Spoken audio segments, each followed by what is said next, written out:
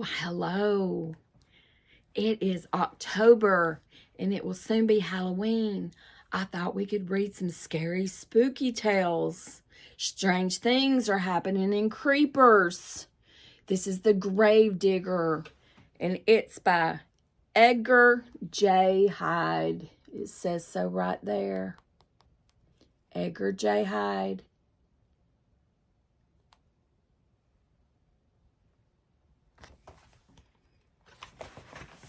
This is a chapter book. And one of the people wrote a review that says these books are good stories that you will want to read. Not too creepy, but scary enough. Owen H. 10 of Mansfield.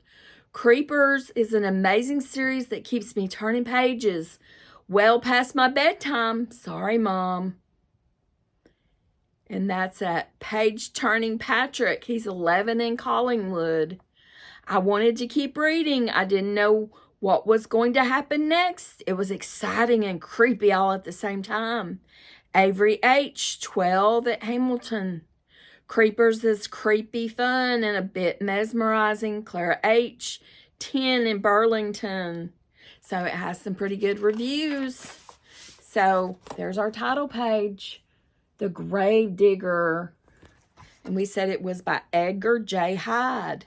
And the illustrations or the pictures are drawn by Chloe Tyler.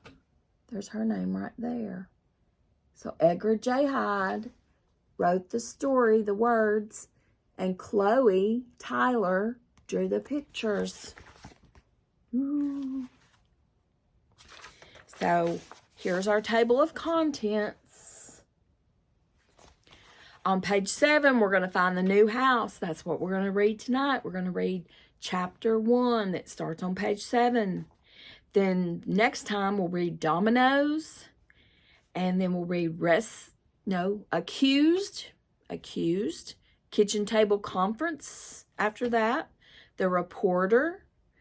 Run. The Gravedigger. An Appearance. Strange Breakfast. Unexpected Help, and Here We Go Again. So we're going to read The New House tonight in chapter 1. The New House. The New House.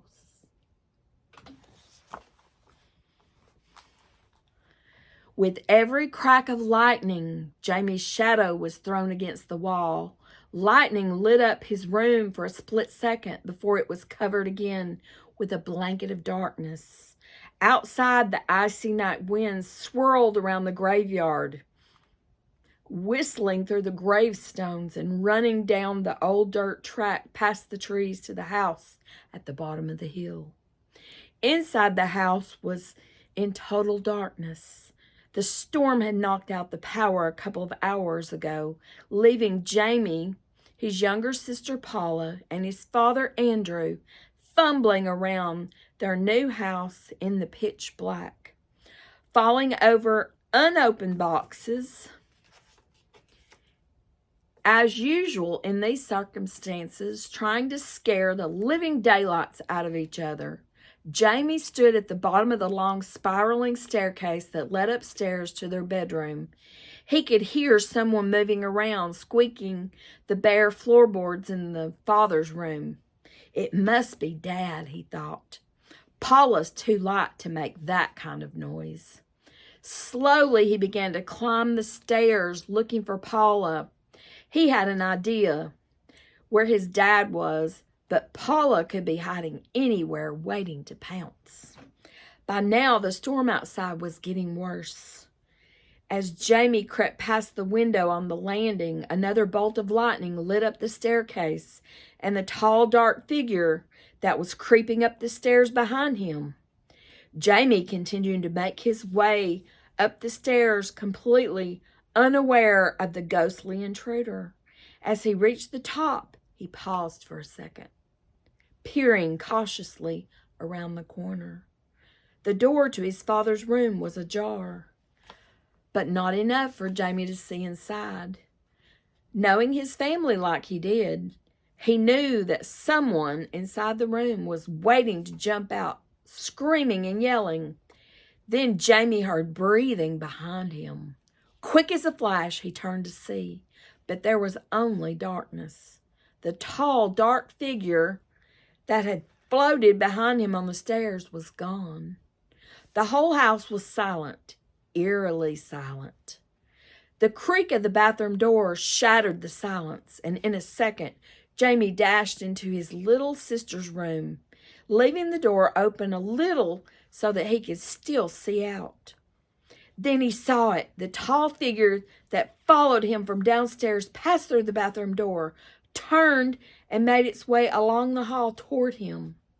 It was a very tall man dressed in a long black cloak with swept black hair and bright white teeth that shone in the moonlight whenever he passed a window. Before he reached his father's room, the door opened and a familiar face stepped out from behind it. It was Paula. The dark man glided along the hallway toward her. Paula, oblivious to what was over her shoulder, slipped out of the room and tiptoed her way down the hall.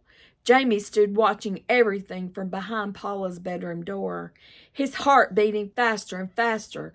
The man came closer and closer, and then suddenly Paula stopped. Directly across from where Jamie stood was his own bedroom. Paula opened the door as quietly as she could, which was difficult because the door creaked with even the slightest movement, and stepped inside, closing the door behind her. Jamie could hear his heart beating loud in his ears as he watched the dark figure hover outside the door with his long black cloak and dazzling white teeth. Jamie could tell he was a vampire. The vampire waited a few moments before disappearing through the door after Paula. Jamie stepped out from behind Paula's door into the hallway, took a deep breath, and prepared to charge. 1, 2, 3, he counted. As quick as his legs could carry him, he burst through the door. Arrgh! He screamed as he ran straight in the middle of the room. Roar! The roar of 6 separate voices came back at him.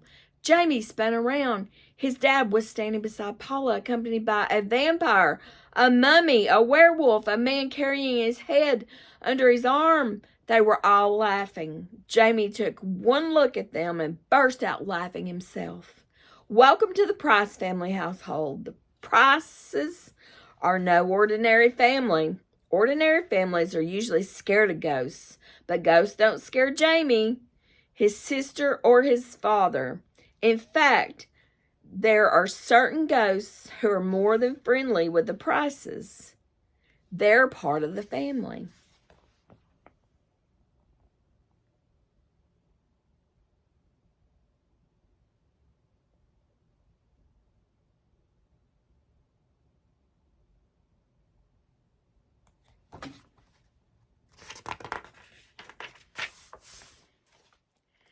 There's Count Vania, an unusual vampire who hates the sight of blood.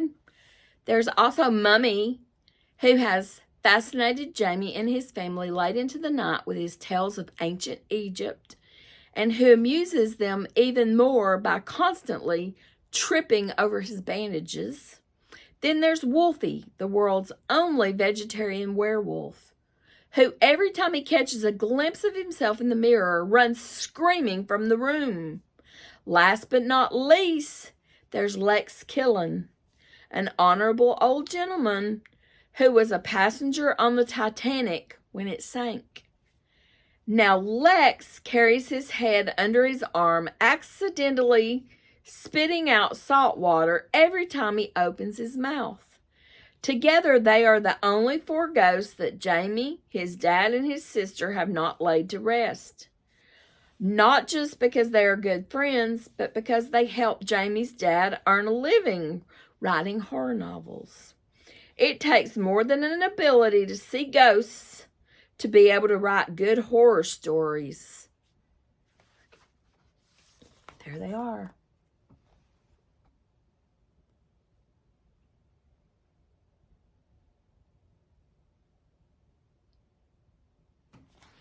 Chloe did a good job.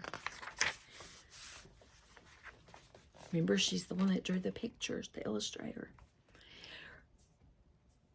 It says, Jamie's dad relies on the 4 friendly ghosts to give him all the information he needs about real ghosts and what makes them tick. That's what makes Andrew Price horror novels so good. In fact, it's for that reason that Jamie's dad bought their new house in the middle of the graveyard, much to Jamie and Paula's disapproval. Although they're not scared of ghosts, Jamie and Paula realized that as soon as their new classmates heard they lived in a graveyard, they would be regarded as either weird or spooky. But of course, their dad is the same as every dad. As soon as he gets something into his head, there's no getting it out again. Whenever Jamie or Paula would tell him about their fears, he would simply smile, wink his eye, and say, "Trust me," which always meant that nothing was going to go as planned. "We nearly had you there, Jamie," said his father gleefully, but now everyone was giggling out loud.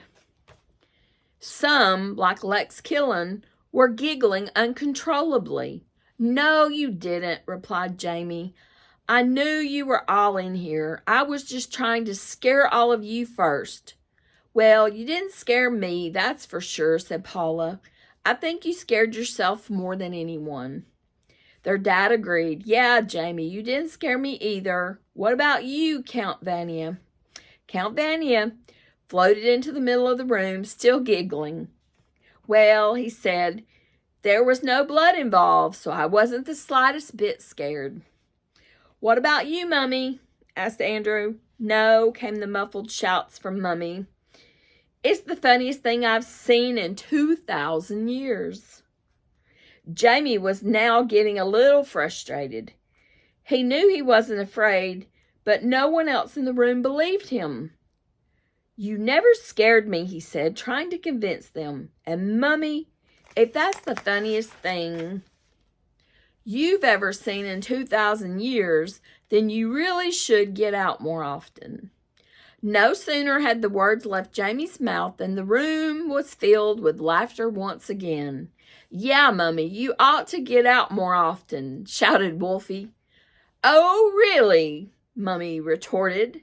"Well, why don't you take a look in the mirror?" All around the room, red faces were laughing hysterically. "I wish the power went out every night," thought Jamie. "This is so much fun." Outside, the wind continued to circle and swirl around the graveyard, and the rain continued to bounce hard off the windows. Inside, Jamie and the others began making their way downstairs, their faces still red from laughing. Suddenly, another crack of lightning lit up the graveyard to reveal a tall, spooky figure standing under a tree at the end of the driveway. It was Ebenezer Crim, the graveyard gardener. He had been standing in the rain for some time, watching the house. Unable to see in because of the power outage, he stood there, not laughing or smiling, just staring.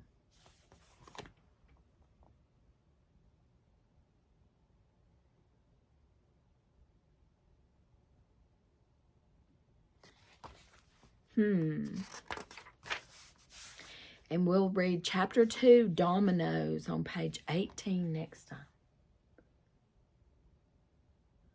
I hope you like that so far. So remember to read more in 2024. And we'll read some more of this tomorrow night. And I'll see you next time. Remember to grow your brain. And that was called The Gravedigger. Bye-bye. See you next time. So glad you were here at Gina's Planet.